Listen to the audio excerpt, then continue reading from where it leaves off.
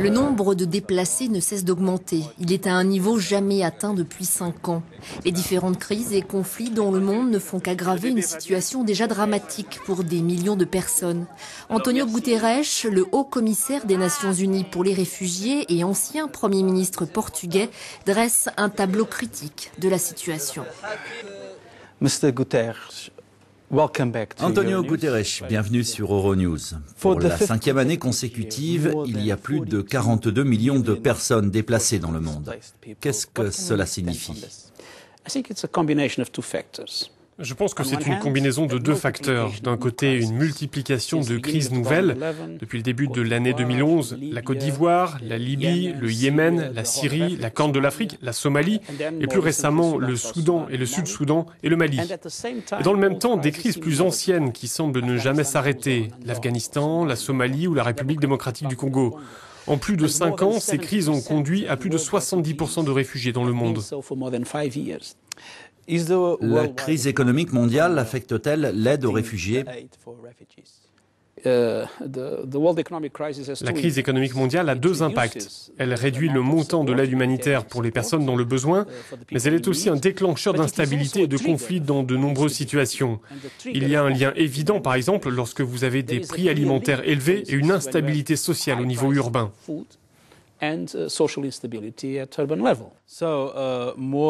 Donc, il y a un plus grand besoin d'assistance et moins d'argent. Comment le HCR gère-t-il cela ?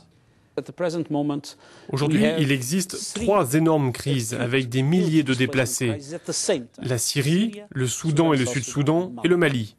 Et cela, bien sûr, nous oblige à déployer autant de personnes que nous pouvons, à demander un effort accru à nos partenaires.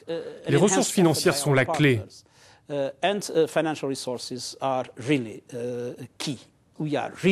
Nous traversons une situation extrêmement difficile et il n'est pas facile de répondre aux besoins de tant de personnes. Nous sommes les témoins d'une souffrance humaine à une échelle inouïe.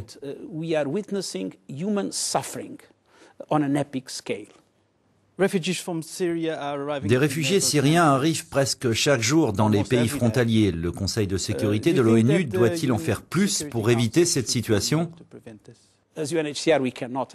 En tant que Haut Commissariat aux réfugiés, nous ne pouvons entreprendre aucune action politique. Mais bien sûr, nous savons qu'il n'y a pas de solution humanitaire. La solution est toujours politique. Le problème est que si l'on se penche sur ce qui se passe aujourd'hui dans le monde, nous voyons que la communauté internationale a une capacité limitée pour prévenir et résoudre les conflits dans les meilleurs délais.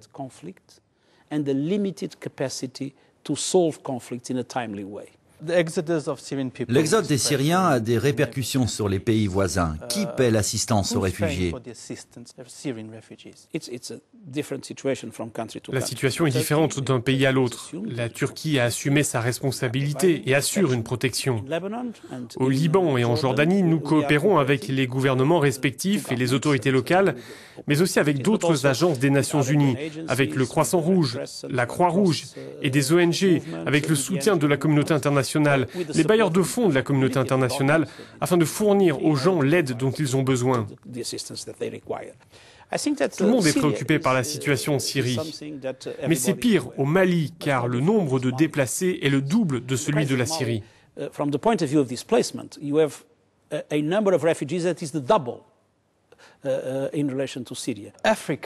En Afrique, quelle est la plus grande préoccupation du Haut Commissariat aux réfugiés ? Il existe en ce moment en Afrique un certain nombre de crises, mais je voudrais en souligner 4. Au Soudan, 190 000 personnes déplacées sont réfugiées au Sud-Soudan et en Éthiopie. 1 million de personnes ont fui la Somalie pour se réfugier au Kenya, à Djibouti, en Éthiopie et au Yémen. Les pires violations des droits de l'homme interviennent en République démocratique du Congo, dans l'est du pays. La situation des femmes, les viols à répétition, c'est une situation dramatique, épouvantable. Il y a ensuite le Mali et la rébellion dans le nord du pays avec des armes et des combattants qui viennent de Libye, avec des groupes armés de différentes natures, des islamistes radicaux comme Boko Haram au Nigeria. Local secular nature, local Islamic radical nature, the Boko Haram from Nigeria. Il y a un risque de contagion, d'avoir la même crise de la Libye au Nigeria, de la Mauritanie à la Somalie. L'impact sur la paix et la sécurité dans le monde serait alors dramatique. La communauté internationale répond-elle correctement à la famine et à la sécheresse dans la Corne de l'Afrique? Il y a une réponse massive. 2 agences sœurs de l'ONU sont fortement impliquées, le Programme alimentaire mondial et l'UNICEF. Mais le problème est d'une telle ampleur que même avec une réponse massive, ce sera difficile de le résoudre. Surtout si nous n'avons plus l'appui des pays donateurs. Y a-t-il une région où la situation des réfugiés s'améliore?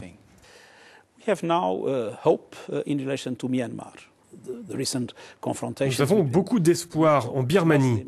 Les récents affrontements entre musulmans et bouddhistes sont bien sûr un sujet de grande préoccupation pour nous. Mais nous espérons que les accords de paix, ou du moins les cessez-le-feu qui ont été signés avec plusieurs groupes ethniques, auront pour conséquence de faire revenir les 50 000 Birmans réfugiés en Thaïlande. Un retour en toute sécurité et dans la dignité dès que les conditions seront remplies. À propos du changement climatique, le nombre de réfugiés liés à ce phénomène est-il en augmentation? Le HCR se prépare-t-il à cela?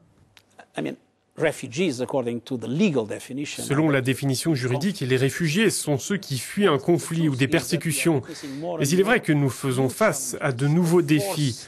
D'autres raisons expliquent le déplacement forcé. Le changement climatique est probablement le principal accélérateur, un facteur déterminant.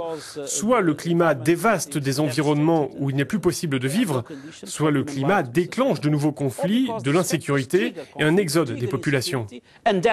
Des camps de réfugiés existent depuis des décennies, comme les camps palestiniens et celui de Dadaab au Kenya. Sont-ils devenus permanents ou existe-t-il des solutions? La solution est politique. Et je peux vous garantir que même si nous travaillons très bien et même si l'aide est correctement livrée, vivre dans un camp de réfugiés est toujours une chose horrible. Enfin, en tant que Portugais, je me dois de vous poser cette question. Vous avez été le Premier ministre. Envisagez-vous de revenir à la vie politique active et éventuellement d'être un jour candidat à la présidence portugaise? La réponse est simple, c'est non. Mr. Guterres, thank you very much. Thank you.